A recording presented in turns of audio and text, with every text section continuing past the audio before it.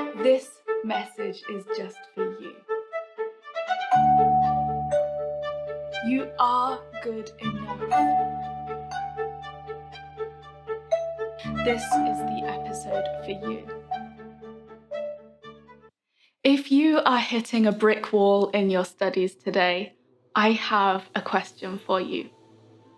Are you encouraging yourself, or are you trying to force yourself?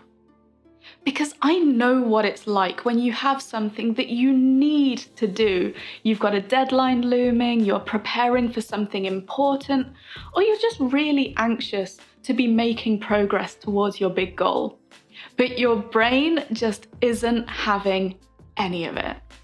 You're distracted, you're coming up with all sorts of things you'd rather be doing. You're going down rabbit holes that would never normally hold your attention.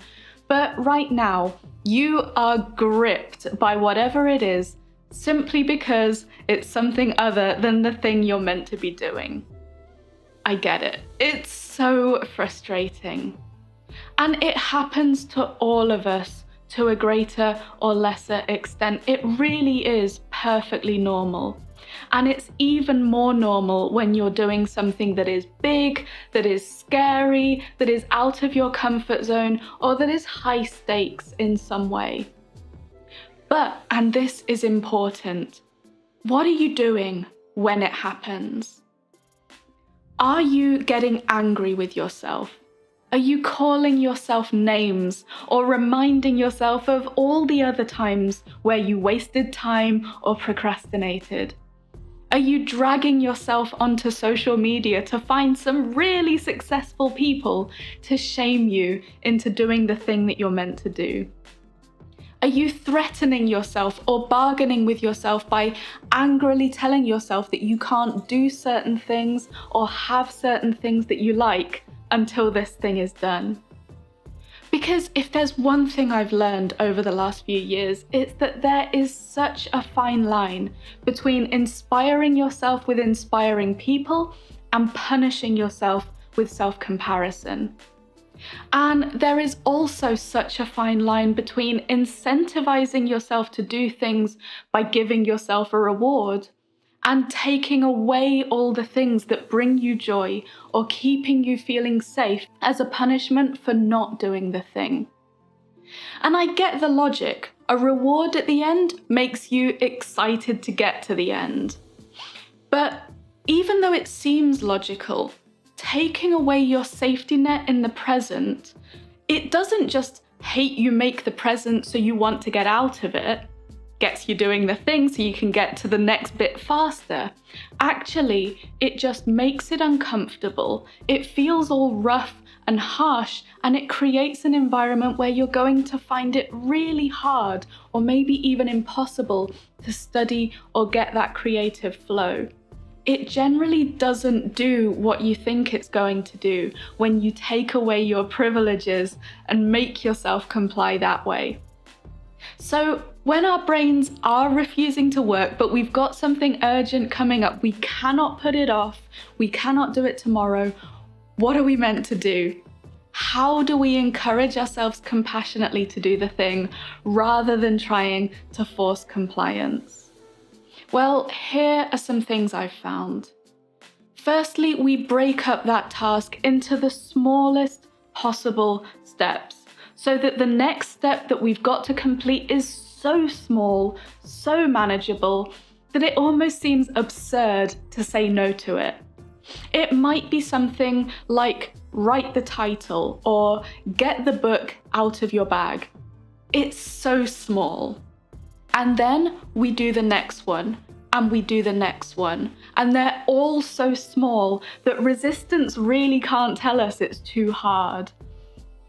And we give ourselves a reward at the end that we can't say no to. Whatever that might be for you, it doesn't need to cost money, it doesn't need to take a lot of time, and it needs to be something that you will definitely stick to and reward yourself with at the end. So not something where your plans might change this evening and then this thing never happens.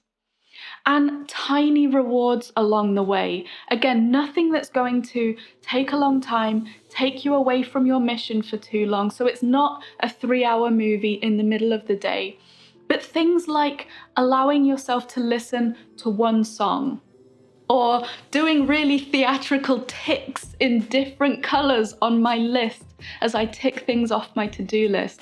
I find it so satisfying. And most importantly, the whole time you're coaching yourself through the process. The biggest thing that changes how you approach your work and how you can get your brain to do what you want is speaking to yourself patiently, being that mentor, that coach that you really need. So you're making yourself laugh, you're praising your efforts. There's no sarcasm, there's no accusations, there's no you always do X, Y, and Z, and there's no dragging up the past or making threats. Because this is difficult. Even if the task seems easy and your brain just isn't working and you're thinking, I don't know why I can't do this. Right now, this task is difficult. And so you don't deserve any of that. We all have days where our brains won't engage, and sometimes they come at the worst times. But this isn't a disaster, and you still deserve so much patience and so much kindness while you do this thing. So be that for yourself today. Offer that to yourself, and it will get so much easier. And if you have any tips that you'd like to share of things that you do when you really can't get started, or you really feel that resistance, you've hit that wall, I would love it if you could share it in the comments down below, because you never know who it might help.